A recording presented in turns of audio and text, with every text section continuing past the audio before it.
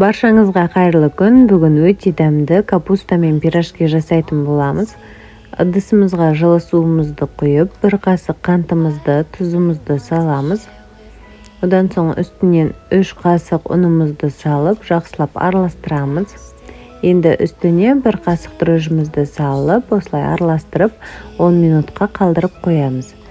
Ыдысымызға жылы сүтімізді құйып, бір жұмыртқамызды жарамыз. Одан соң ұнды салып, осылай бір араластырып аламыз. Апарамызды қосамыз.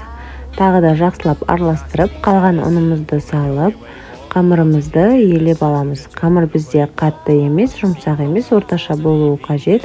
Бетін жауып 1 сағатқа қалдырамыз. Енді пиязымызды қуырып аламыз, 4 штук. Одан соң капустамызды үстінен салып қуырамыз. Осылай қылып қуырып алдым.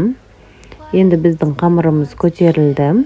Қолымызды майлап, қамырымызды домалататын боламыз. Барлық қамырымызды осылай домалатып, жайып, дайындап шығамыз. Енді салмамызға тұзымызды салып, жақсылап араластырып алып, қамырларымызды жайып, үстінен салып, барлығын түйіп шығамыз. Мен осылай түйемін. Әркім өз қалауынша әсемдеп, әдемілеп түйсе болады. Маған осылай жасаған ұнайды. Енді сковородкамызға майымызды құйып, қыздырып, пирожкилерімізді салып, 2 бетімен жақсылап пісіріп аламыз. Осылай түйген болсаңыз, өрілген бетін көбіректе ұстап пісіріп аламыз.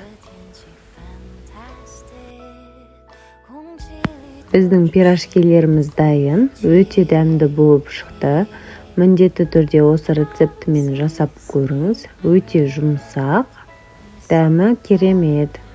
Егер де видеоның соңына дейін көрген болсаңыз, менің каналыма тіркеліп кетіңіз.